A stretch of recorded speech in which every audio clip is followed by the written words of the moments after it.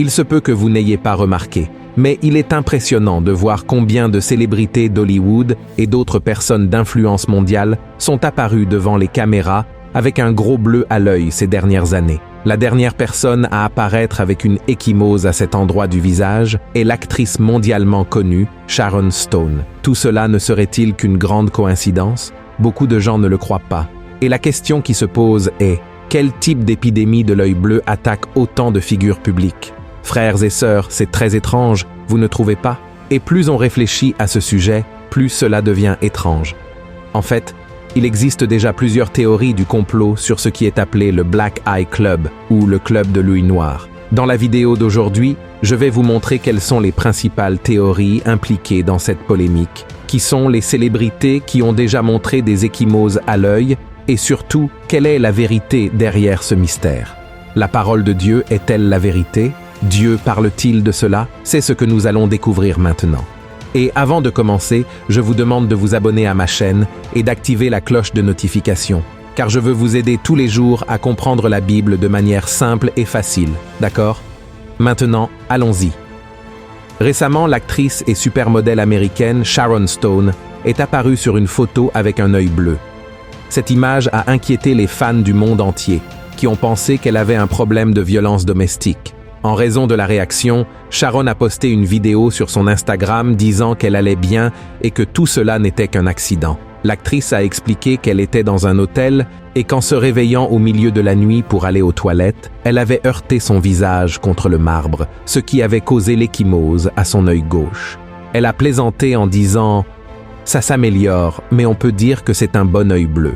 Vous auriez dû voir ce que j'ai fait avec ce sol en marbre. » Et ces derniers temps, plusieurs autres personnalités célèbres et influentes ont été vues devant les caméras avec des marques similaires sur l'œil, y compris l'acteur Adam Sandler, la chanteuse Lady Gaga, l'actrice Weezy Whistler-Poon, le chanteur du groupe de rock Aerosmith, Steve Tyler, Kelly Osbourne, fille du rocker Ozzy Osbourne, l'ex-président des États-Unis George W. Bush, et même le pape François, pour n'en nommer que quelques-uns.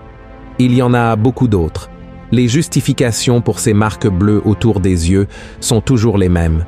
La faute est toujours attribuée à des fans imprudents qui exagèrent dans leur proximité avec leur idole, ou à une chute, ou encore à un accident, comme cela aurait été le cas avec Sharon Stone dans la salle de bain de l'hôtel.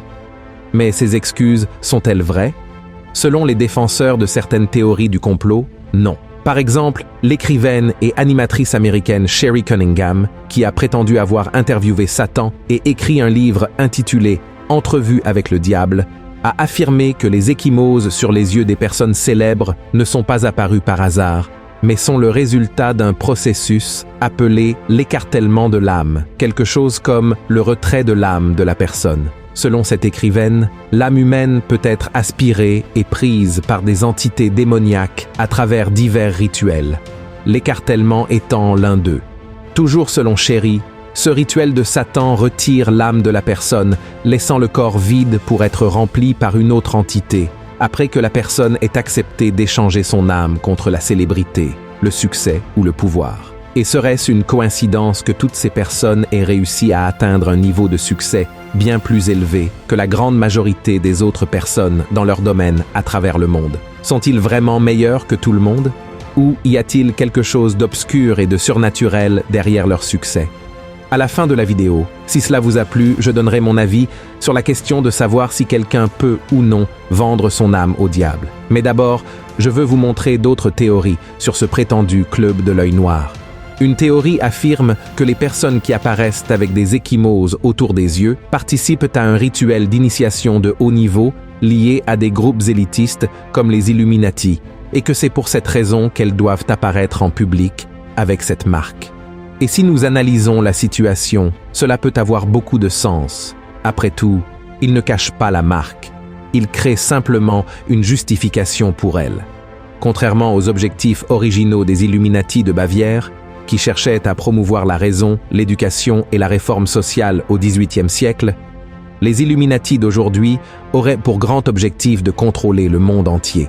Selon la théorie, les Illuminati sont derrière de nombreux événements mondiaux, manipulant les gouvernements, les économies et les sociétés pour établir un nouvel ordre mondial. On pense qu'ils influencent les dirigeants politiques et les figures de pouvoir, promouvant leurs agendas cachés à travers les médias, le cinéma, la mode, la politique et d'autres domaines influents dans la société.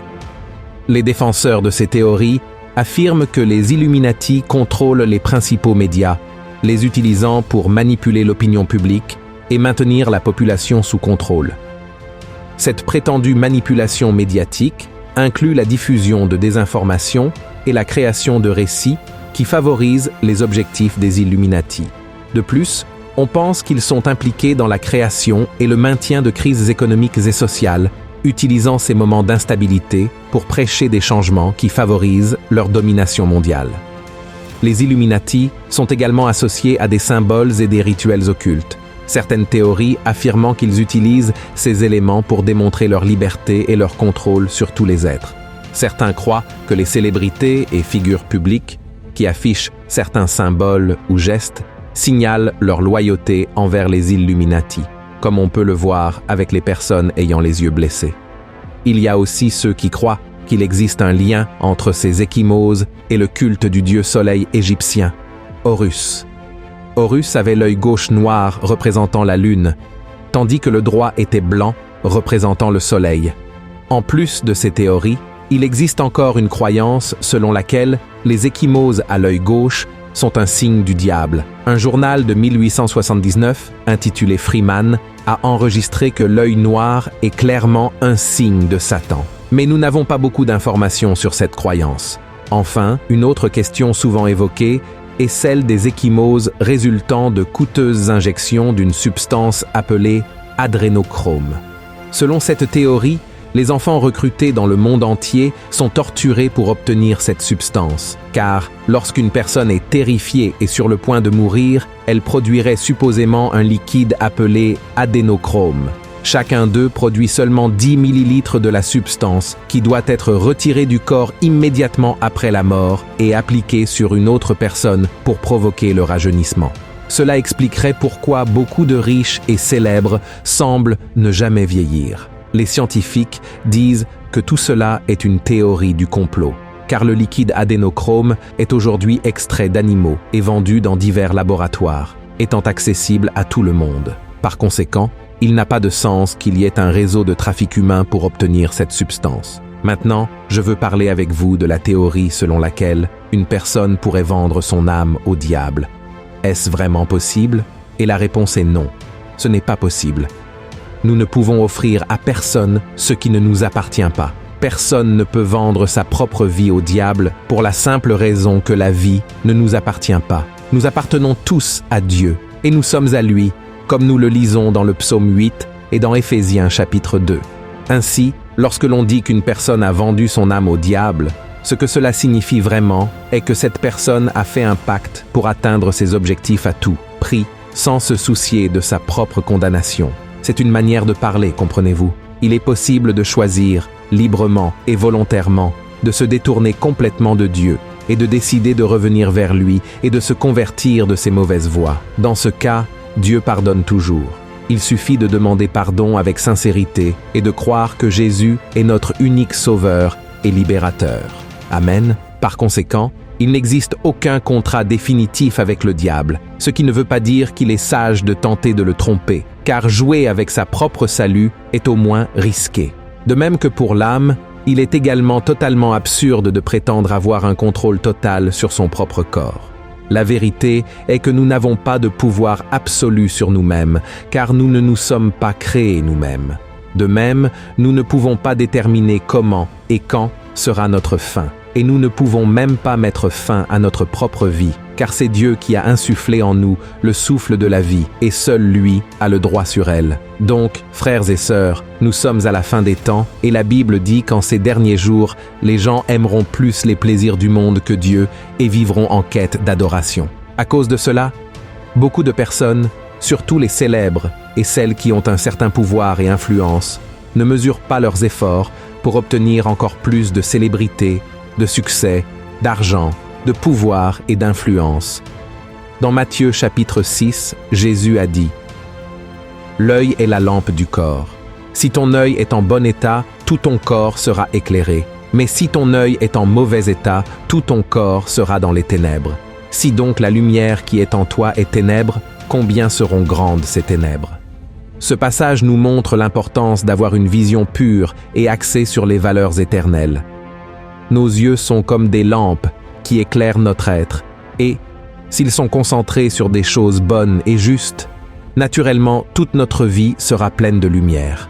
En revanche, si nos yeux sont tournés vers des désirs et des ambitions erronées, notre vie sera certainement pleine d'obscurité.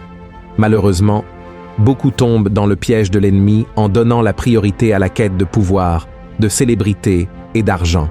C'est pourquoi il est si important d'être généreux, de garder les yeux fixés sur Jésus et sur les valeurs qu'il nous a enseignées. Ce n'est qu'ainsi que nous pourrons vivre une vie pleine de lumière, de paix et de véritable satisfaction. Amen.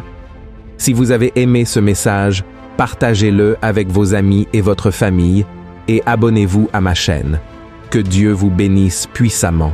Je vous attends dans la prochaine vidéo.